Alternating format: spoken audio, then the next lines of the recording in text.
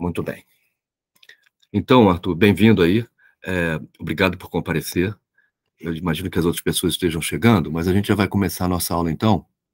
E eu queria te dizer que, assim, e avisar para todo mundo que o curso está meio que terminando, né? Infelizmente, a gente agora está chegando num momento em que nós vamos ter que começar a finalizar, infelizmente. Infelizmente. Porque o curso, para mim, foi bem aproveitado. Se vocês leram tudo direitinho aí que eu pedi, vocês conseguiram aí aprender a economia e falta pouco. Aí o que falta agora? Falta o que nós conversamos, que é completar o pensamento do Keynes, né? E discutir essa macroeconomia aí. A microeconomia a gente já discutiu do Keynes, boa parte dela, na nossa conversa passada, quando a gente falou sobre demanda efetiva, né? A demanda efetiva ela é o lado real da economia. A gente tem aí, lá fora, no mundo que nos cerca lá fora, os fluxos materiais são explicados inteiramente pela demanda efetiva, pelo conceito de demanda efetiva. Quer dizer, ela é um microfundamento de verdade, né? Ali a gente relaxa uma série de hipóteses restritivas do modelo do equilíbrio geral, retorno decrescente de escala, né?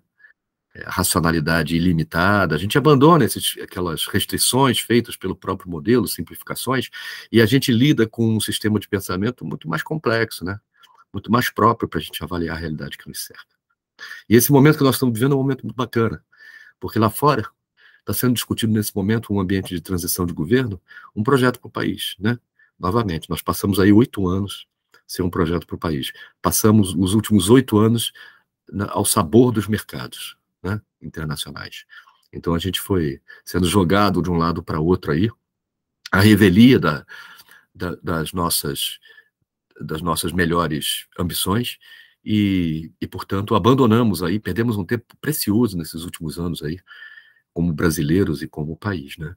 Então, nesse momento que está sendo gestado esse novo projeto nacional, como você bem sabe, a equipe de transição está reunida, né? Gente que conhece seus assuntos e tudo, está lá formulando, eles não estão exatamente disputando quem vai ser o ministro, nada disso, eles estão formulando. O Lula ele reuniu uma capacidade de formulação muito grande lá em Brasília agora nesse momento, né? Claramente existem pessoas pós-keynesianas lá, elas estão incluídas nesse grupo e voltando aí a possibilidade de influenciar depois de muitos anos, né? Então a gente pode esperar aí que a política resultante ela vai estar muito em linha com o que a gente tem discutido aqui no curso, viu? Não há nada que vocês vão enfrentar nos próximos 4 anos aí que a gente não tenha conversado em termos de política econômica. Pode ir, Ivan. Então, eu estou gravando a aula, tá, Ivan? Para o pessoal que não está aí. Então, eu estava aqui conversando sobre o Keynes. E o Keynes, então, ele tem o sistema de pensamento dele, como eu falei para vocês, ele pode ser dividido didaticamente em 3 blocos teóricos. O primeiro bloco a gente já estudou, que é a demanda efetiva, e hoje a gente vai conversar sobre um segundo bloco, que é o bloco da teoria monetária e financeira do Keynes, né? Por que isso? Porque o Keynes percebe que a economia ela é mais do que apenas o processo de trocas impessoais. A economia ela é feita a partir de compromissos mútuos entre os agentes econômicos. E esses compromissos, muitas vezes, envolvem descasamentos no tempo, entre pagamentos e recebimentos. Quer dizer, o circuito formador de gasto-renda, ele se desenvolve no tempo. E por se desenvolver no tempo, muitas vezes ele envolve descasamento. Eu vou dar um exemplo para vocês. Vamos imaginar que eu compre um carro para poder dirigir um aplicativo, para ser motorista de aplicativo. Quando eu compro esse carro, eu dou o dinheiro à vista, hoje. Então, eu vou ter que financiar esse gasto de alguma forma. Vamos dizer que eu tenha pego um empréstimo no banco. Então, quando eu pego o empréstimo no banco e compro o carro, eu estou tomando a decisão de gasto. Eu passo a ser responsável por aquele valor. E aí eu coloco o Uber para girar. Começo a trabalhar com Uber. Só que eu só ganho um pouquinho de dinheiro por mês, que eu consigo poupar para poder pagar o Uber que eu comprei. Então, se o dinheiro que eu ganhar não for suficiente para pagar o empréstimo, aquele meu negócio ele não é viável. Ou seja, muitas vezes nós vamos olhar para a economia real, nós vamos olhar para as decisões de gasto, aquelas que mobilizam o emprego, a renda, a mercadoria, papapá, papapá, a gente vai olhar para isso tudo, mas nada disso aconteceria se não fosse o papel dos bancos e do financiamento bancário. E por que isso? Porque se eu não tivesse um banco para financiar o meu Uber para mim, eu jamais conseguiria gerar riqueza, e essa riqueza que eu estou gerando mais do que é suficiente para pagar a minha existência e mais o empréstimo que eu paguei do Uber. É isso que é o desejável. Então, através do sistema financeiro, a gente pode conviver com uma realidade que envolve descasamentos no tempo. Muito bem. Então, o mundo, ele é um mundo, além de ser um mundo dos mercados, ele também vai ser considerado aqui como um mundo das organizações, o mundo dos contratos. E o mundo dos contratos implica nisso, de compromissos entre as partes, de pagamentos e recebimentos descasados no tempo. E, portanto, para se tomar a decisão de gasto, a gente entra numa economia contratual e, naturalmente, a gente também é impelido pela própria natureza do capitalismo a embarcar também em mecanismos de crédito. Então, o Keynes ele vai constatar que a economia ela não é feita apenas do processo de trocas visível. Existe um processo invisível, que nós vamos chamar de mundo das finanças, onde a moeda e o crédito são negociados. E o preço dessa negociação ela é dada pela taxa de juros. Então, os juros eles são um passaporte do dinheiro no tempo, né? Moeda e crédito, eles são as duas faces de uma mesma moeda, a gente tem conversado sobre isso. Moeda hoje, crédito, moeda amanhã. Então, de novo, descasamento de recebimentos e pagamentos. Então, vamos começar pela discussão do Keynes sobre moeda, né? Moeda é a raiz desse sistema virtual, desse sistema ficto financeiro. O que é a moeda? A moeda é uma convenção, né? O que nós temos no nosso bolso, papel moeda, ele tem um valor nominal dele igual o que está escrito. Ou seja, quando a gente tem um papel moeda na mão, e a gente vai em qualquer lugar, as pessoas aceitam o valor que está escrito nesse papel moeda. Você está dizendo, pô, professor, é óbvio. Óbvio nada. Óbvio nada. É a única mercadoria onde isso é verdade. Todas as outras mercadorias não são aceitas como pagamento pelo seu valor nominal. Como assim, professor? A moeda ela é a riqueza pura. Ela é a riqueza em estado puro. Porque a moeda denomina, ela é a própria riqueza. Dinheiro hoje é a própria riqueza. Todas as outras formas de riqueza, que não sejam dinheiro, dependem da existência de um mercado e de sua normalidade para voltar para a forma dinheiro. Vou dar um exemplo. Vamos imaginar que eu tenho boa parte da minha riqueza na forma de um apartamento onde eu moro. Se eu tiver um imprevisto e eu tiver que ter acesso a recursos muito rapidamente, eu vou ter que vender o meu apartamento. E aí, como é que eu vou vender meu apartamento? Eu vou demorar um bom tempo para poder vender pelo preço que eu quero, ou então, se eu quiser vender de um dia para a noite, eu vou ter que dar um desconto nesse apartamento. Ou seja, eu vou ter que incorrer naquilo que a gente chama de prêmio de liquidez. Prêmio de liquidez porque eu, na hora de gastar e sair da forma dinheiro para a forma apartamento, eu fiz um caminho que a volta não é simples. A volta do bem apartamento para a forma dinheiro, ela vai agora implicar num prêmio de liquidez ou num desconto. E aí, cada mercadoria, pela sua natureza, possui um prêmio de liquidez diferente. Quanto mais específico for um determinado bem, quanto mais ele for feito só para uma determinada ocasião, para uma finalidade, maior vai ser o prêmio de liquidez dele. Como assim, professor? Vamos imaginar que essa camisa aqui eu tenho pago R$200 nela. Ela está novinha, eu acabei de botar ela. Só que eu preciso vender. Eu chego para vocês, gente, eu quero vender essa camisa, custou R$200, eu estou vendendo por 200.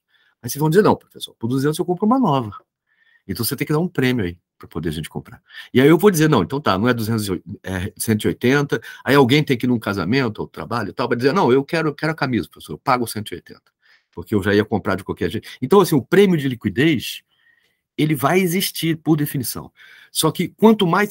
Vamos imaginar que agora eu chego para vocês e falo assim, olha, tem um problema, essa camisa foi feita exatamente nas minhas dimensões, ela serve para mim. Eu estou te vendendo por 180, mas quero que você saiba disso. Aí você vai dizer, não, então não é 180, é menos, professor. Porque eu não sei se vai caber em mim, se não vai. E a incerteza, então, ela começa a desempenhar um papel na explicação desse prêmio de liquidez. Vamos imaginar agora um caso mais radical, que eu sou um empreendedor, ou trabalho numa empresa gigantesca que opera ferrovias, e a gente resolve fazer um investimento numa ferrovia norte-sul, né? E essa ferrovia, ela vai se estender daqui até o Nordeste. Vamos imaginar que alguém resolva fazer uma rodovia do lado. E aí a minha ferrovia já era. Ela sofre uma concorrência, ela começa a perder dinheiro. O que eu faço? Eu posso vender essa ferrovia? Sim, eu posso vender a ferrovia, mas se ela tiver em prejuízo e não tiver muita condição, eu só vou vender pouca coisa. Eu vou ter que tirar os... Não vale talvez a pena nem tirar o ferro que está nos trilhos. Certamente o dormente não vale. Eu vou vender vagões, eu vou vender locomotivas, mas o que eu gastei para botar o trilho no chão eu não vou recuperar. Então, os bens, as mercadorias, eles têm características próprias de liquidez ou iliquidez. Uma escala. Portanto, a gente tem uma escala no zero, é a moeda, e essa escala ela vai caminhando em direção à iliquidez ou aumentando-se o prêmio de liquidez para retornar para a forma de dinheiro, crescente. Então, quanto mais específico, se eu compro um navio, para vender um navio de um dia para o outro, não é uma coisa fácil. O prêmio de liquidez tem que ser grande. Ah, professor, então o que vai ser um prêmio de liquidez baixo? Ah, sei lá, um carro seminovo, por exemplo, se espera um prêmio de liquidez mais baixo. Porque os mercados que existem para troca de carros são profundos, eles acontecem todo dia. O mesmo modelo do carro da gente vai ser negociado algumas vezes no próprio dia, foi negociado ontem, vai ser negociado amanhã, então a gente tem uma referência de preços. Então o prêmio de liquidez tende a ser menor. Vocês entendem? O importante aqui nessa discussão é saber que uma vez que a gente abra mão da decisão de gasto, quer dizer, a gente toma a decisão de gasto, uma vez que a gente toma a decisão de gasto, a gente tem que financiar esse gasto e de alguma forma vai ser financiado com moeda, seja moeda hoje ou moeda amanhã. Né? Então a gente se endivida, apanha a moeda com o banco e entrega para ele moeda hoje. Então esse mecanismo de você abrir mão da liquidez, ele tem um preço em economia. Essa decisão ela tem um preço. Qual é o preço? É o custo de oportunidade da gente ficar sem a liquidez. Então, o preço dessa liquidez são os juros. Vocês percebem? Quanto maiores os juros, menor a liquidez relativa. Então, menor a oferta de moeda quando os juros sobem. Ou, se vocês preferirem, dado que a moeda é também um seguro contra a incerteza, né? Com liquidez, eu não tenho a morte financeira decretada. Vamos imaginar que a gente esteja gerindo uma firma que tem um caixa. E aí oferecem para a gente a possibilidade da gente comprar uma outra firma. Só que a gente vai ter que abrir mão do nosso caixa. E aí eu penso direitinho e falo assim, não é hora de comprar firma de ninguém. A hora é de manter o caixa, porque eu preciso pagar meus fornecedores e eu tenho que ter credibilidade sobre isso. O meu mercado é incerto. Então, para eu ter certeza de que eu vou honrar meus compromissos, eu vou ter que reter caixa. Então, a liquidez ela é usada como um seguro contra a incerteza. Eu não sei o que vai acontecer e, portanto, eu vou me prevenir contra a morte econômica retendo liquidez. Então, vocês percebam que existe a opção da espera no mercado financeiro. Eu não preciso necessariamente tomar a decisão de gastos automaticamente, como é previsto lá no modelo do equilíbrio geral, né? Dadas as probabilidades, logo a decisão. Não é assim. Os atores econômicos, eles se comportam de maneira a esperar quando eles percebem a incerteza muito elevada. Né? Eles têm o mecanismo da espera. Por que esse mecanismo da espera? Porque existe uma esfera de espera para o gasto. Essa esfera de espera para o gasto é o sistema financeiro. E como é que o gasto espera? Ah, ele se espera acumulando. Quer dizer, de uns tempos para cá, o sistema financeiro não apenas atuou como um espaço de espera, mas ele também começa a desempenhar um papel de acumulação. Os interesses econômicos começam a acumular riqueza ao esperar. Uma riqueza que você não consegue acumular abrindo mão da liquidez em favor de práticas capitalistas. Por exemplo, quando os bancos eles começam a ter lucros extraordinários com juros, dificilmente os empreendedores vão querer embarcar numa aventura de abrir mão de liquidez. Então, vocês imaginem o industrial, né? O industrial, ele primeiro abre mão da liquidez para construir a indústria, uma vez que a indústria é gigantesca, essa internação de capital. Então, você fixa capital na indústria, você gasta um dinheirão. E depois disso, você compra matéria-prima, transforma a matéria-prima, distribui a matéria-prima e faz um esforço de venda considerável para vender aquele produto transformado. Então, o dinheiro só vem no final. Você pagou a matéria-prima lá atrás, você já investiu na indústria lá atrás, você realizou todos os gastos lá atrás e os recebimentos só vêm lá na frente. Então, para isso, a gente teve que abrir mão, a gente tem que dar uma longa volta distante da liquidez. A gente teve que abrir mão da liquidez e dar uma longa volta para voltar para a liquidez. E essa liquidez, ainda assim, ela é picada, ela não vem toda de uma vez. Então, vocês percebam que a atitude dos empreendedores que investem, que criam capacidade instalada, que investem em indústria, comércio, serviço, esses empreendedores são malucos, em certo sentido, porque eles estão correndo riscos gigantescos ao abrir mão de liquidez sem a menor garantia de que vão ter um resultado. Então, eles não tomam essa decisão sozinhos. Os banqueiros também tomam essa decisão junto com os empreendedores. Considerando que é necessário o financiamento de uma parte, ao menos, dos empreendimentos, do investimento, os banqueiros eles vão participar com os empreendedores nessa decisão de investimento, nessa decisão de gasto. E como é que eles fazem isso? Eles fazem isso apresentando o custo do dinheiro correspondente ao risco que eles estão percebendo naquele projeto. Então, os empreendedores apresentam um plano de negócio, que é um fluxo de pagamentos e recebimentos futuros, é sempre fluxo de caixa, você vê, eu vou vender tanto, eu vou pagar tanto por a mercadoria para transformar, os custos são esses, papapá, mas no final das contas é tudo dinheiro. Então a gente enxerga o plano de negócios e com esse plano de negócio a gente bate na porta dos bancos para ver quem topa financiar por menos. Então os banqueiros vão fazer exigências, eu quero garantias, eu quero isso, quero aquilo, e ainda assim eles só vão emprestar o recurso se eles acreditarem também no projeto. Então não adianta eles cobrarem um juros enorme por um projeto que eles têm a expectativa de que vá à falência. Eles não vão emprestar, mesmo que os juros sejam enormes, mesmo que as garantias sejam ótimas. Os banqueiros não fazem isso. Os banqueiros eles precisam ter previsibilidade sobre o futuro, porque um banco ele quebra de um dia para o outro. Ele é uma instituição muito frágil. E erros sucessivos ligados a financiamento de maus projetos leva rapidamente o banco à falência. Porque ele só vai ter o retorno daquele projeto no longo prazo e ele já desencaixou nesse curto prazo, já emprestou. Então, para isso, a decisão de investimento, portanto, ela é muito mais complexa do que supõe o modelo do equilíbrio geral. Ela não é nada algo automático. Ela depende da convergência de olhares, de visões muito distantes, diferentes. O olhar do empresário, que quer realizar o investimento, e o olhar do banqueiro, que toma muito cuidado ao abrir mão da sua liquidez para emprestar. Professor, pois não. Em questão, pode acontecer a questão do banco, né, ficar menos tentado a investir porque ele fica considerando que ele pode ganhar mais, sei lá, no mercado financeiro, que é uma coisa que ele não tem risco muito grande, no caso.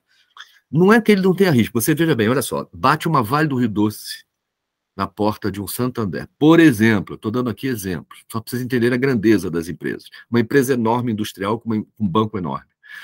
Na hora que a empresa bate na porta do banco com um projeto, esse banco vai pensar duas vezes na hora de dizer não para essa empresa, porque essa empresa deixa lá toda a folha salarial, né, existe um relacionamento bancário, a empresa já mostra as suas contas para os bancos conhecem, eles auditam, eles eventualmente até já indicaram alguns diretores financeiros dessa empresa e tudo mais. Então, os banqueiros eles vão emprestar para essa empresa, é bem verdade. Agora, se bate uma outra empresa lá que eles não conhecem, que é um empresário novo, uma startup, eles vão pensar 10 vezes se eles vão emprestar para essa empresa. Por quê? Porque para eles muitas vezes é muito mais rentável enfrentar um risco dentro de um ambiente que eles controlam do que um risco num ambiente que eles não controlam. Você tem toda a razão, Arthur. Então, para pequenos negócios mais arriscados, né, principalmente, o pessoal fala da Amazônia, temos que desenvolver a Amazônia, mas para desenvolver a Amazônia tem que investir na Amazônia. E investir na Amazônia hoje é extremamente arriscado. Então, assim, dificilmente os bancos, apesar de baterem palma para o meio ambiente, dificilmente eles vão embarcar de cabeça nos investimentos na Amazônia assim, desse jeito. Eles vão esperar outras coisas acontecerem. E por que isso? Porque eles possuem uma esfera onde eles detêm maior controle sobre o movimento de preços e de valores. Que esfera é essa? É a própria esfera financeira. Vocês percebem que os bancos organizam os mercados de capitais. Então, as bolsas de valores, os mercados de moedas, os mercados de ações de empresas, os mercados de commodities, todos os mercados de capitais, onde você compra e vende títulos financeiros, são organizados pelos bancos. Então, naturalmente, que os bancos também fazem, eles participam desses mercados comprando e vendendo, não são só os investidores individuais. E ao fazerem isso, eles balanceiam os movimentos de preço. Por exemplo, a gente tem uma empresinha pequena muito boa. Vamos imaginar, por hipótese, a empresa X é uma empresa muito boa e ela está listada em bolsa de valores. Só que a ação dela está muito barata faz muito tempo, porque as pessoas não negociam, ela é uma empresa pequena, tem poucas ações, então muito pouca gente compra e vende aquela ação. Só que aquela empresa está muito barata. Aí o que os bancos fazem? Eles corrigem o preço daquela empresa nos mercados de capitais. Eles compram aquilo ali e tal e corrigem. De maneira que você tem um balanceamento entre o valor das várias mercadorias transacionadas em mercado de capitais. Isso permite uma correta, ou pelo menos assim, uma alocação dos preços relativos de uma maneira balanceada e que favoreça o equilíbrio dos mercados. Então, os bancos, eles operam no mercado de capitais, sim, eles oferem lucros extraordinários nesses mercados de capitais, também é verdade, eles financiam o investimento, sim, também é verdade, só que os bancos não são nada propensos a atuar em ambientes onde eles corram risco com o investimento. Eles só vão participar com as empresas de investimento quando essas empresas já são grandes o suficiente para realizar esses investimentos sozinhas. Então, se elas vêm aos bancos, os bancos consideram aquilo ali uma parceria, porque eles também vão ganhar com o crescimento daqueles negócios, né? Aí vocês vão me perguntar assim, mas por que as empresas então não guardam dinheiro em caixa e realizam os investimentos com recursos próprios, para não ter que ficar dando satisfação para os banqueiros? Não é possível isso em muitos setores, e é fácil de explicar. Vamos imaginar um setor de mineração como a Vale. A Vale é uma empresa que cresce muito. E é nisso que os empreendedores estão ligados, no crescimento da empresa. Não é no lucro de curto prazo. Isso é uma besteira do neoliberalismo. O jogo de competição é por tamanho. E, para tanto, as empresas têm que crescer. Se elas não crescerem, outras vão passar ela na concorrência, aumentar no tamanho. Como o tamanho é documento, o objetivo não é lucro de curto prazo, o objetivo é crescimento. Então, os empresários eles estão focados em crescimento. Eles estão dispostos até a abrir mão de uma certa rentabilidade, portanto, pagar juros mais elevados, se os banqueiros disponibilizarem crédito para eles adquirirem seus concorrentes, por exemplo. Então, uma empresa pode tomar dinheiro no banco e comprar concorrente. Esse é o tipo de financiamento que os empresários vão estar bem a fim de fazer, porque significa aumentar em saltos a sua capacidade instalada, aumentar em salto o seu tamanho. E aí, nesse caso, os banqueiros eles topam fazer isso também, muitas vezes, são fusões e aquisições, porque ao fazerem isso, eles vão modelando os setores, eles vão influenciando os setores. Aquelas empresas que são mais próximas dos bancos e que, portanto, fazem a prestação de contas, né? São boas pagadoras, chamam os bancos para negócios rentáveis, para serem parceiros de negócios rentáveis, eles são não só em projetos arriscados. Então, esse relacionamento bancário, ele explica também boa parte do investimento pelas grandes empresas, tá? O poder de barganha dos bancos diminui em termos relativos com as grandes empresas. Agora, se a gente fala do restante da economia, e aí é quase todo mundo, quase todos os atores, os bancos eles têm um poder enorme e eles só vão abrir mão da sua liquidez para nos financiar se for uma coisa realmente muito boa. A moeda, portanto, ela é um componente duplo com o investimento. A decisão de consumo, a decisão de gasto, ela é acompanhada da decisão de abrir mão da liquidez. Isso faz com que as finanças se complementem, o mundo das finanças se complemente com o mundo real, se acople com ele. E faça, então, produza algo que a gente chama de economia. Quer dizer, a economia não é apenas o aspecto visível das mercadorias que são consumidas e produzidas. A economia também é, e fundamentalmente é, a sua contraparte financeira. E mais, na medida em que os bancos criam espaços próprios de valorização, que são os mercados de capitais, ou seja, de linha, a forma dinheiro se transformando já diretamente na forma dinheiro, sem ter que abrir mão de longos caminhos da liquidez, faz com que os bancos tenham uma alternativa muito privilegiada para oferecer como espaço de espera para a sociedade. Quanto mais se espera, mais eles ganham. É claro que quando a gente espera, a gente destrói demanda efetiva, porque é um recurso que foi desviado do gasto real para, vamos dizer assim, uma aplicação financeira que resulta em dinheiro sobre dinheiro. Ela não produz exatamente com elos econômicos na economia real. Então, esse recurso que vai sendo acumulado na esfera da poupança, na esfera das aplicações financeiras, ele não necessariamente ele retorna para o mundo real na forma de gasto. Ele pode ficar sendo acumulado lá. E mais, como a moeda é o que denomina a riqueza, esta acumulação financeira é uma acumulação muito mais segura e próxima da riqueza pura do que a acumulação mediante investimentos industriais, comerciais e serviços, etc. Na verdade, os banqueiros, eles são não apenas mais ricos, mas a riqueza deles é uma riqueza mais confiável, é uma riqueza móvel, que eles podem pegar e levar para qualquer lugar diante de incerteza. Então, isso faz deles uma elite mundial sem pátria, sem nacionalidade.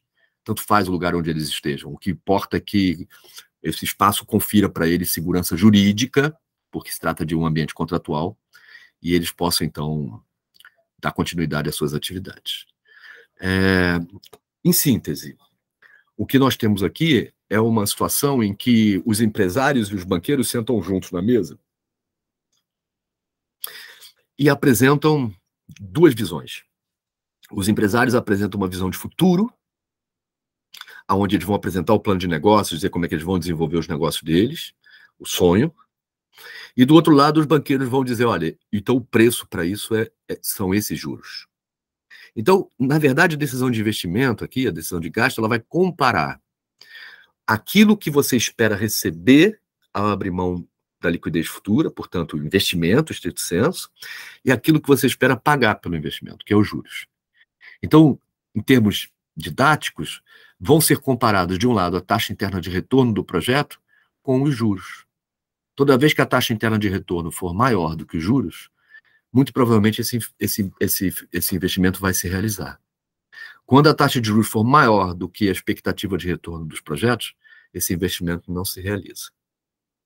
Agora, vocês sabem que quando a incerteza aumenta, em períodos de crise, como esse que a gente está vivendo agora lá fora, os empreendedores, eles sonham menos.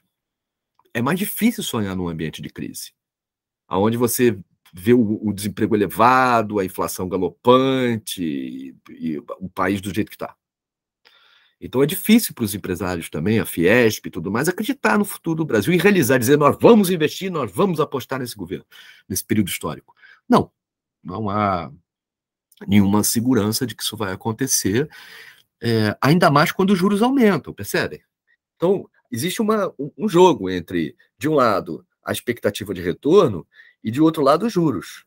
Quando a incerteza aumenta, a expectativa de retorno diminui. Então, só da incerteza aumentar, o investimento já cai. Então, em ambientes de crise, são exatamente os ambientes onde o investimento privado ele vai desaparecer rapidamente e vai reforçar a crise. Então, qual é a ideia? A ideia é que não adianta a gente atuar apenas no lado real da economia, com gastos, com Bolsa Família, com auxílio-desemprego. Não adianta só isso. A gente também tem que olhar para o lado monetário e financeiro e fazer uma atuação anticíclica, ou seja, na contramão dos mercados, do que prevê o modelo do equilíbrio geral. Gastar. E como assim? Porque Se o Estado Nacional não investe, ele mesmo não investe, inicia novamente a roda mecânica do investimento através das cadeias produtivas e tudo mais, se o Estado não participa disso, dificilmente os empresários privados vão investir nesse momento. Porque as expectativas de retorno são ruins em face da grande incerteza. Agora vamos ver como é que funciona o lado dos juros, o que determina os juros.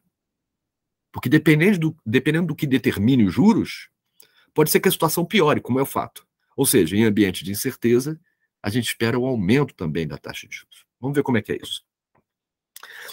A moeda em circulação, ela alimenta não apenas os processos de troca, mas ela também funciona como um seguro contra a incerteza. Ou seja, quando aumenta a incerteza geral da sociedade, as pessoas demandam mais moeda. E quando eu falo pessoas, não são só as famílias para poder fazer frente aos gastos de colégio, disso assim. Não é hora de comprar casa de campo, não é hora de trocar colégio. Não são só as famílias. São também as empresas, principalmente, porque a moeda, ela é o seguro contra a falência dessas empresas, né? Então elas vão precisar de caixa das pessoas. Muito bem. A moeda, portanto, ela é um seguro contra a incerteza. As pessoas os entes econômicos, eles vão demandar moeda quando aumenta a incerteza. Ora, se a oferta da moeda é constante, já falaremos sobre isso. Se a oferta da moeda é constante e se a demanda por moeda aumenta em face do surgimento de uma crise ou de um agravamento de uma crise, a tendência natural é que os juros aumentem, já que eles são o preço disso. Então, oferta constante, aumento da demanda, sobem os preços. Nesse caso, aumentam os juros. Então, se o Banco Central não fizer nada com a oferta de moeda e uma crise se estabeleça, naturalmente que vai haver um aumento da taxa de juros. Professor, o que você está querendo dizer, então, é que a guerra da Ucrânia elevaria os juros independentemente da inflação. Sim. Se o Banco Central, se o sistema de reserva norte-americano não fizer nada, ele mantiver a oferta de moeda, essa é a tendência natural, que as taxas de juros elas aumentem em função do aumento da incerteza. Porque bancos e empresas vão querer demandar mais recursos, mais liquidez, principalmente os bancos. Eles vão parar de emprestar para poder ficar na liquidez, porque senão eles quebram. Então, o aumento da liquidez corresponde à diminuição dos juros, e a diminuição da liquidez corresponde ao aumento dos juros. O aumento da incerteza corresponde a uma maior demanda por moeda, portanto, ao aumento de juros. Vocês entenderam a mecânica direitinho, né? Muito bem.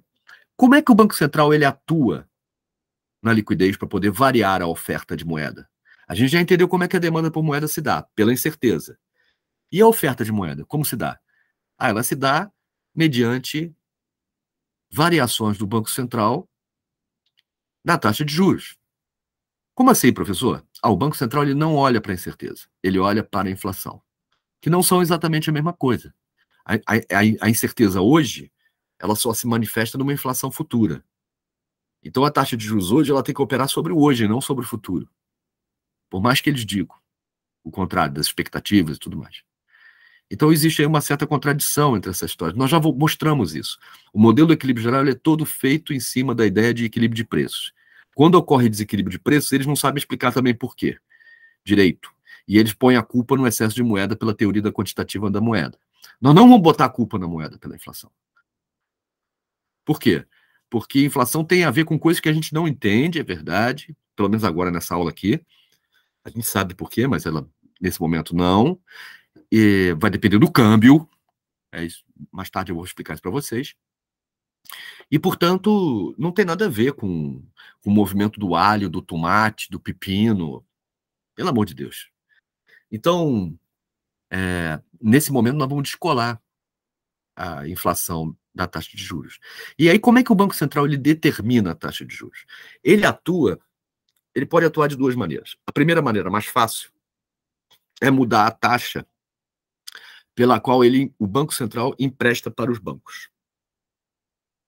Então, os bancos, vocês sabem, os bancos todo dia fecham caixa, tem bancos que terminam com caixa excedente, tem bancos que terminam com caixa em déficit. Eles não podem fechar em déficit. Então, eles pedem, em primeiro lugar, eles pedem emprestado uns para os outros. O nome disso chama-se depósito interbancário. Ele é overnight, é de um dia para o outro, depois no outro dia o banco devolve. E outra maneira que os bancos fazem também para captar recursos para fechamento de caixa é através de CDB, Certificados de Depósito Interbancário. Todo mundo pode comprar esses CDBs, esses CDIs, tá, entrar nesse jogo. Mas o fato é que os bancos usam uns aos outros como, vamos dizer, mecanismo de compensação de sobras e déficits no final do dia. Toda vez que o sistema todo termina em déficit, ou seja, as pessoas sacaram mais dinheiro do que depositaram nos bancos, e os bancos não fizeram déficit naquele dia, eles não têm a quem apelar, um ao outro vai faltar dinheiro. Então eles vão ao Banco Central, aqueles piorzinhos, vão ao Banco Central e pedem emprestado. Olha, eu não tive dinheiro para fechar a caixa hoje, eu não quero quebrar, então você me ajuda? Sim, claro.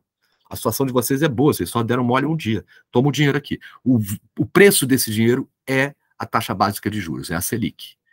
Então, se vocês pensarem de outra maneira, um banco não quebra nunca se ele conseguir pegar a taxa de juros básica da economia, que é o custo da matéria-prima dele, que é o custo do dinheiro, é a taxa básica de juros, e emprestar isso por algo acima da taxa de juros. Quer dizer, o uso que ele fizer desse dinheiro, basta que ele dê uma rentabilidade maior do que a taxa de juros básica.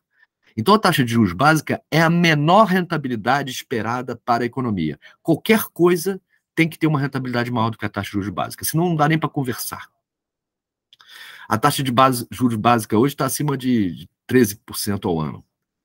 Poxa, 13% ao ano. Qual é o negócio que dobra de valor a cada 10 anos? Não é fácil, né? Cada 10 anos dobrar de valor.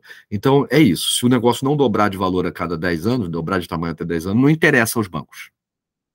Os bancos só interessa aquilo que possa gerar uma rentabilidade maior do que 14% ao ano. Poxa vida, um lucro de 14% ao ano sobre o capital investido, coisa pra cacete. Então, assim, quais são os negócios que conseguem pegar dinheiro emprestado nisso aí, ainda pagar, ainda serem rentáveis? Muito poucos, né? A taxa de juros muito elevada. Então, o Banco Central, como é que ele mexe nisso, além de mexer na taxa básica de juros? Ele atua diretamente no mercado de capitais, como todos os bancos, num mercado específico, que é o mercado de dívidas públicas. É o mercado das dívidas do próprio governo. Então, o governo emite letras do Tesouro Nacional. Essas letras de Tesouro Nacional, quando elas são compradas pelos bancos, pelos investidores, os investidores entregam dinheiro para o Banco Central. Vê como é que é? Eu vendo o título financeiro. O que é o título financeiro? Dinheiro amanhã, com juros. Então, uma promessa de dinheiro amanhã com uma certa rentabilidade, um espaço de espera para o poupador. Então, eu compro o título. Quando eu compro o título, eu pago ao governo com dinheiro hoje. Então, o Banco Central, quando emite títulos de dívida, quando aumenta o endividamento público, ele também está enxugando a liquidez. Quando ele enxuga a liquidez, ele diminui a oferta de moeda. Se a incerteza continuar a mesma, a diminuição de oferta de moeda leva ao aumento da taxa de juros.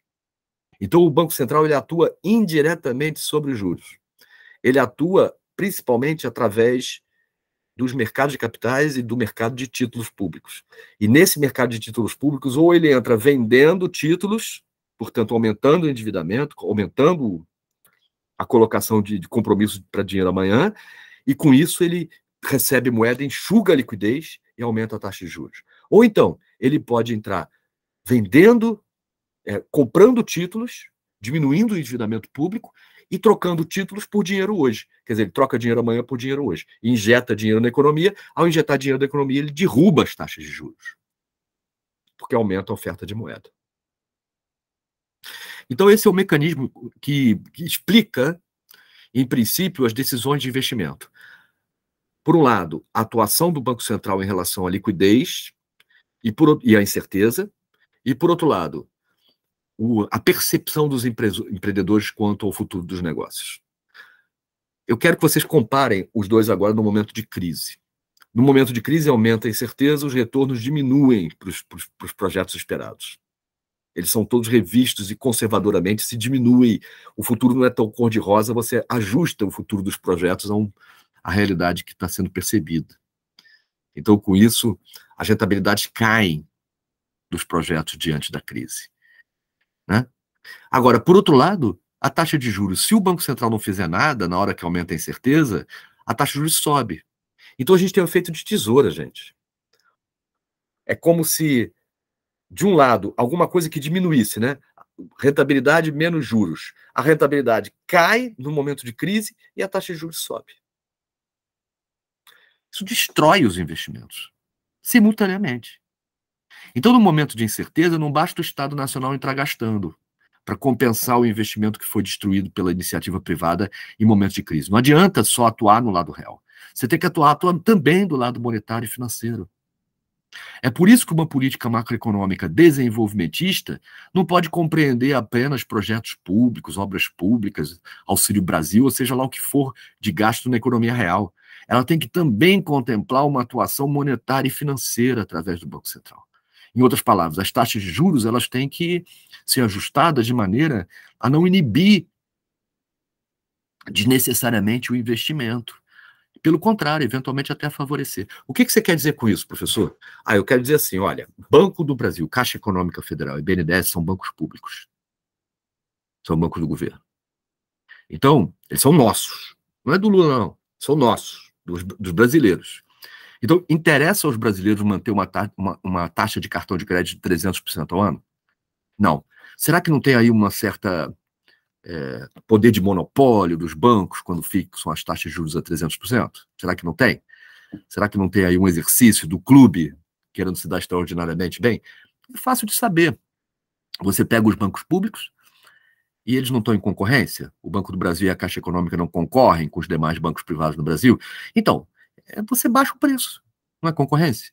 Basta o Banco do Brasil e a Caixa Econômica reduzir a taxa de juros para cartão de crédito. Unilateralmente. O que as pessoas vão fazer? Correr para a Caixa Econômica e para o Banco do Brasil para refinanciar suas dívidas. E aí os privados vão ter que reduzir também as taxas de crédito, do cartão de crédito também. Então por que o governo faz isso? Por que os governos no Brasil não pegam o Banco do Brasil e a Caixa Econômica e não reduzem os juros a níveis que a gente vai considerar razoáveis para um ambiente competitivo? Eles não fazem isso porque o mercado financeiro e o mundo em geral não é apenas um ambiente de trocas impessoal. Nós estamos examinando aqui a economia política e, portanto, os banqueiros têm poder. E eles usam esse poder de barganha. Usam mesmo para influenciar politicamente e tomar conta, entre aspas, mas ter o comando sobre as instituições financeiras públicas. Então, BNDES, Caixa Econômica e Banco do Brasil são 3 lugares onde os banqueiros fazem muita questão de indicar os presidentes e os conselhos diretores. Por quê? Porque ao indicar quem vai conduzir aqueles bancos, eles garantem que aqueles bancos vão atuar afinadinhos com a orquestra da Febraban. E não vão atuar em favor dos donos deles, que somos nós. Então a economia política, ela coloca os banqueiros numa posição muito favorecida em relação ao resto da sociedade. Porque são muito poucos os banqueiros e eles têm como coordenar as suas ações, para além do funcionamento impessoal dos mercados. Isso contra o interesse do restante da sociedade, inclusive das grandes empresas e tudo mais. Quer dizer, o que a gente vai ter aí, na verdade, é um fator inibidor do crescimento brasileiro, do investimento e tudo mais, por ganhos extraordinários de monopólio ou de oligopólio. Quem combate esse oligopólio? Ninguém. E por que não combate? Porque é muito poderoso. É o oligopólio mais poderoso do mundo. Por que não vai ser aqui? Alguém quer declarar guerra para os Estados Unidos? Não. Por quê? Porque os caras têm bomba atômica. A mesma coisa é nas finanças. Ninguém vai declarar guerra contra os bancos porque os bancos detêm a moeda. E existe uma diplomacia da moeda que é tão importante quanto a diplomacia das armas. Olha as sanções econômicas e tudo mais. Quer dizer, o poder das finanças é um poder comparável ao poder das armas, gente. E ele é exercido internacionalmente. Então, lá fora, hoje, vocês estão vendo a Bolsa de Valores cair sem parar. E o motivo principal dessa queda na Bolsa de Valores é o comando sobre os bancos públicos e o que os bancos públicos vão fazer. Não é exatamente apenas a questão do orçamento. É também a distribuição do poder e a montagem do Estado brasileiro. E de que maneira que os banqueiros vão ocupar o Estado brasileiro e as suas posições de comando. Então, isso que é a discussão.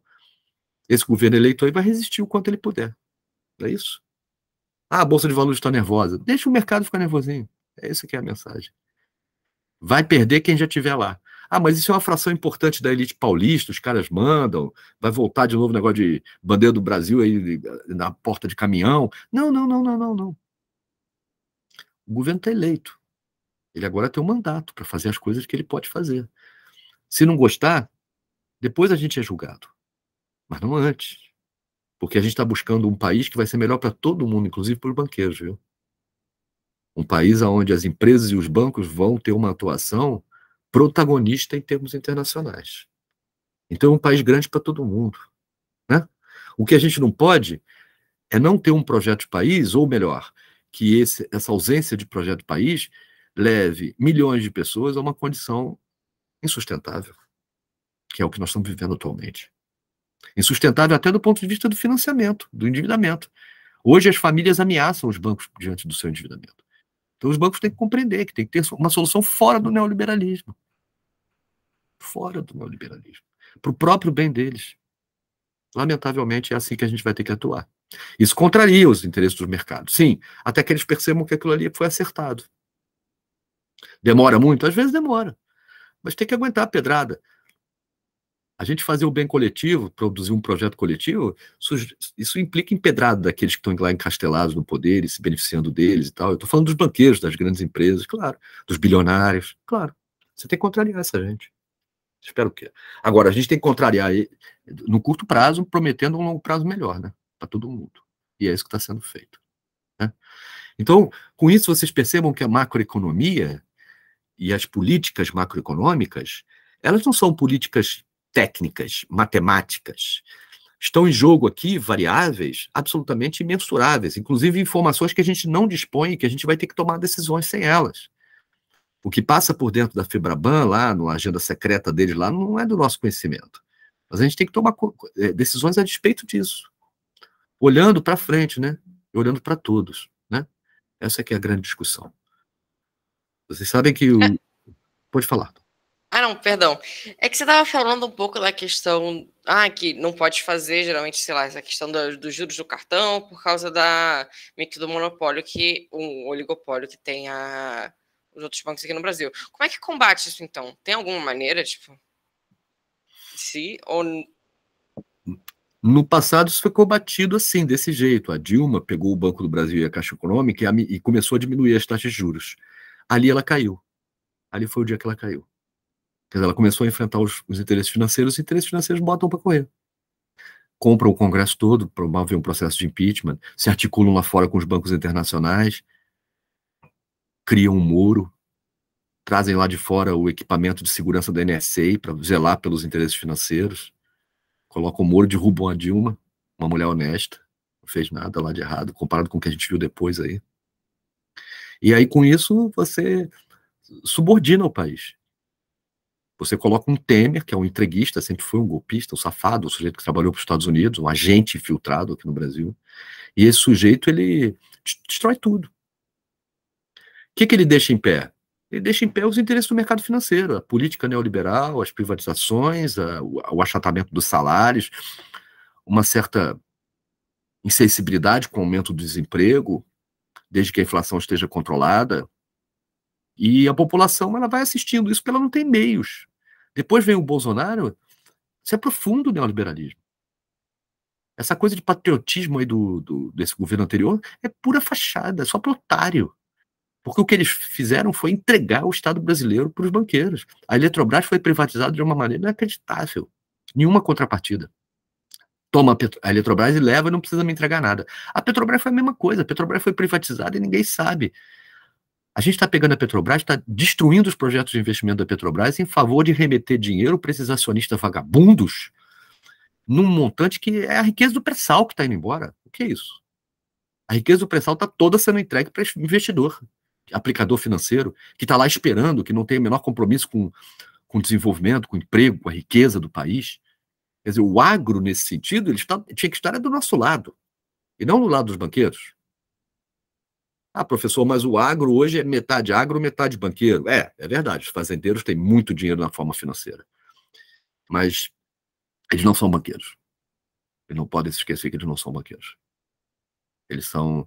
Como é que você sabe disso, professor? Ah, porque a JBS, por exemplo, os frigoríficos, que foram super atacados lá com o Temer e tal, eles têm um banco sólido. Eles mesmos têm um banco, o Banco JBS. Quer dizer, eles também são banqueiros. Eles têm tanto dinheiro, as atividades são tão grandes, que a empresa tem um banco para operar. Então eles também são banqueiros, só que eles não são aceitos no clube do banqueiro. É bem diferente. A Votorantim tem o seu banco, a Volkswagen tem seu banco. Mas esses bancos não são iguais aos bancos estrito sensu. Eles vão dançar a mesma música que os banqueiros profissionais vão fazer. Porque o alcance é muito maior dos banqueiros. Quer dizer, os bancos hoje no Brasil são basicamente 3 bancos: Itaú, Bradesco e Santander. Esses são os interesses privados gigantescos. Ao lado disso, você tem os bancos de investimento, o BTG Pactual, aí tem vários, né? E aí entram os estrangeiros. Quer dizer, quando se trata de operação dos mercados de capitais, de organização dos mercados de capitais brasileiros, isso possui uma forte gerência dos bancos estrangeiros. Por quê? Porque os bancos estrangeiros têm que pegar os mercados de capitais brasileiros e acoplar esses mercados de capitais brasileiros no mercado global. E, ao fazer isso, ele tem que cuidar dos preços relativos das várias mercadorias, das commodities, das ações, das dívidas, e colocar isso tudo dentro de um grande painel que faça sentido do ponto de vista de risco e retorno. Porque se tiver coisas desbalanceadas, elas têm que ser corrigidas. Então, os banqueiros eles já têm um enorme trabalho para fazer isso. Esse trabalho é um trabalho muito rentável, porque o tempo todo nós estamos sendo pegos na contramão das coisas. Quando a gente acha que as coisas estão muito boas, é a hora que eles fazem as coisas caírem. Quando as coisas estão muito ruins e a gente vende tudo, aí logo depois eles pegam e sobem tudo. Por quê? Porque eles podem esperar. Se a gente botar um dinheiro ali esperando tirar no final do ano, pode ter certeza que eles vão perder dinheiro. Porque pode ser que os banqueiros esperem mais de um ano para que o preço das coisas subam. Eles podem esperar, eles não têm pressa nenhuma. Eles só vão fazer as mercadorias subirem de preço no mercado de capitais quando eles forem os interesses majoritários, quando todos os outros interesses que forem eles já tiverem se desfeito dos papéis. E os papéis estejam no chão. Aí eles compram tudo e aí ganham muito dinheiro, vendem depois para gente mesmo lá em cima. Entende? Então a esfera financeira é uma esfera própria. O lado industrial, que é tudo que não é financeiro, ele não é uma esfera própria, ele não consegue acumular sozinho, ele precisa da banca. Já a banca não precisa da indústria, necessariamente. Ela pode ter um espaço de acumulação próprio que ela mesma desenvolveu. Então é claro que isso confere uma posição extraordinariamente favorecida frente à indústria. Ou seja, a industrialização é algo que acontece na contramão dos mercados, num lugar como o Brasil. Nós não vamos esperar os mercados mundiais decidirem que é a hora do Brasil e que o Brasil fez o dever de casa. Tudo isso é uma blá, blá, blá. É a maior falácia. Ou a gente se organiza e anda na contramão dos mercados nesse momento para produzir desenvolvimento econômico e construir o país, ou a gente vai ficar patinando no desemprego e vamos nos aproximar da África subsaariana. É tão simples quanto isso. Essa foi a escolha do Brasil nessas eleições. Os brasileiros nem sabem disso, mas foi essa a escolha que eles fizeram. Foi uma escolha econômica, de afastamento do neoliberalismo mais puro, de afastamento do império dos banqueiros, que, afinal de contas, produziram um golpe, patrocinaram a subida da direita no Brasil, uma direita neoliberal, nada de patriótica, e durante esses 8 anos procederam aí um esvaziamento do Brasil, em todos os sentidos. Então, quem está lá na equipe de transição está dizendo que as verbas, os gastos públicos direcionados para a saúde, para a educação e tudo mais, estão reduzidos ao nada. Ou seja, todo o patrimônio público na educação, na saúde, nos transportes, está sendo destruído por falta de manutenção, por abandono. É isso. Ah, professor, mas é por isso que a Supervias, então, está detonada? Não, a Supervias é um interesse privado que entrou como concessionário. Mas sim, eles esperavam um outro futuro que não aconteceu. Esse é um caso bom para vocês verem como é que banqueiros perdem dinheiro quando se associam com os empresários em projetos errados. O VLT é outro exemplo. O VLT também foi financiado e agora quem financiou está em maus lençóis. Então vocês percebam que o gasto de investimento ele é um gasto muito, muito, muito esquisito quando a gente pensa na sua racionalidade. Ele é improvável. Então, em um momento de crise, mais improvável ainda. Não é no momento de crise que vai surgir o investimento privado. Isso não vai mudar assim. As coisas que estão em crise tendem a aprofundar a sua crise, a se afastar do ponto de equilíbrio do sistema, a se aproximar de regiões de instabilidade. É isso que a gente está vendo o Brasil e o mundo se aproximando. Então não é por outra razão que o keynesianismo vence no Brasil. Isso porque o mundo está se tornando novamente keynesiano. O mundo está abandonando os preceitos do neoliberalismo mais puro. O mundo está se afastando dos grilhões financeiros e se voltando mais agora para as suas necessidades nacionais. O mundo está encarando a miséria e o desemprego como a sua responsabilidade e a sua oportunidade. Então, se a gente for na Europa, a Europa está preocupadíssima. E aí, claro que cada país vai ter uma saída do jeito que puder. Eles não vão ficar esperando os mercados resolverem a situação deles lá. Eles vão ter cada um projeto de país. Assim como os Estados Unidos também. Eles estão numa concorrência gigantesca com a China. Eles não têm o menor compromisso com o neoliberalismo, eles têm um compromisso com o crescimento. Porque só crescendo é que eles vão manter a posição deles na hierarquia internacional. A China e a Rússia possuem um projeto próprio de país já há muito tempo. E esse projeto não tem nada a ver com os princípios neoliberais. Nada. Eles tratam o neoliberalismo como se fosse uma carochinha, uma história de carochinha. Ah, professor, mas eles são marxistas?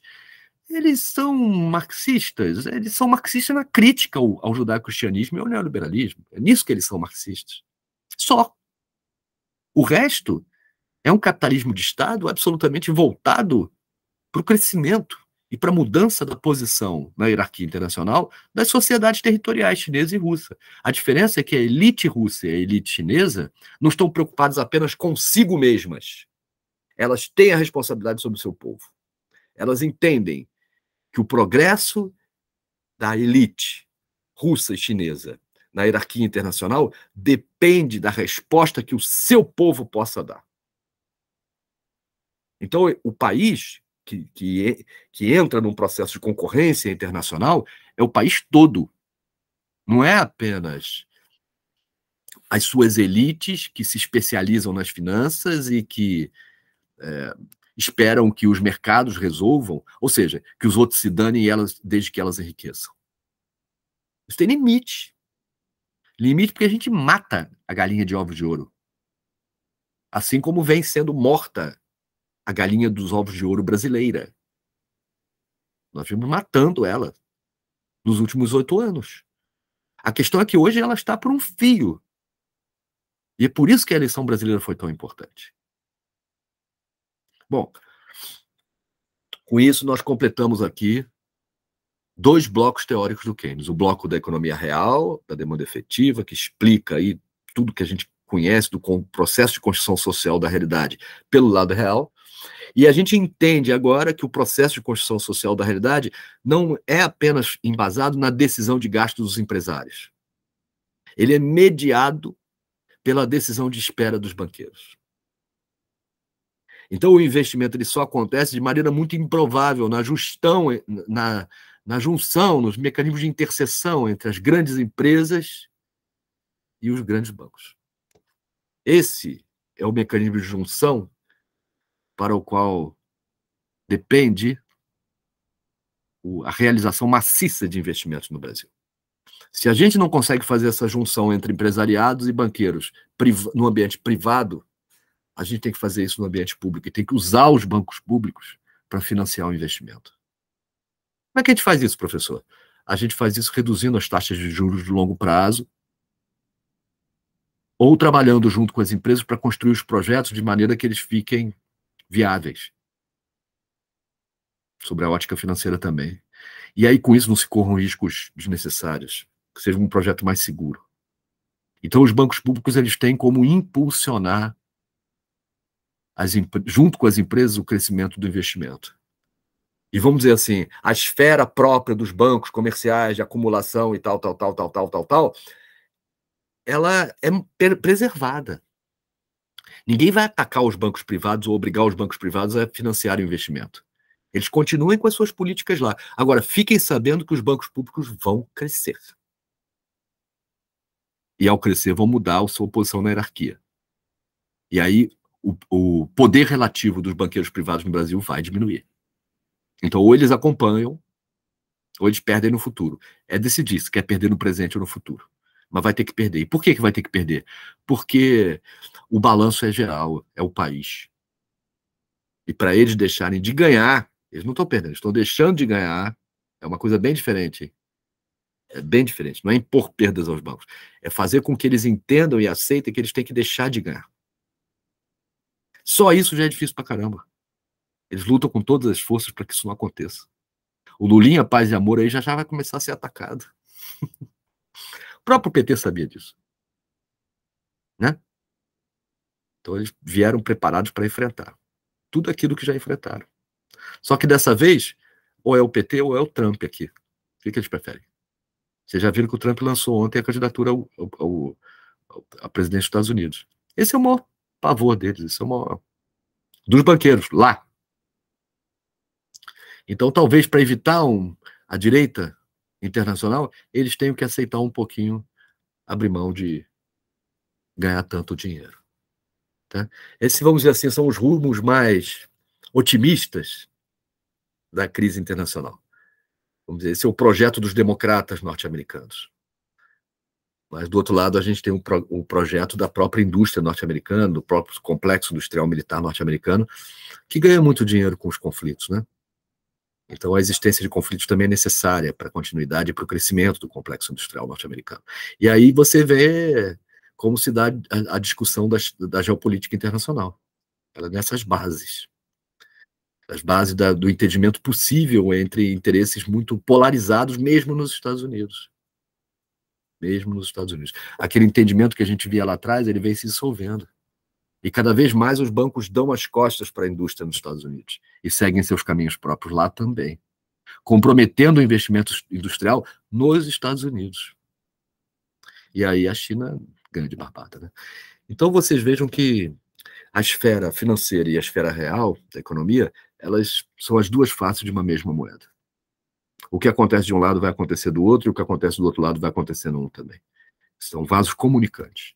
E esses dois canais, duas dimensões, financeira e real, juntas, explicam o processo de construção social da realidade. Totalmente. Na aula que vem, eu vou passar para vocês aqui, daqui para a semana que vem, eu vou passar uma série de capítulos aí que a gente vai ler daqui para a semana que vem.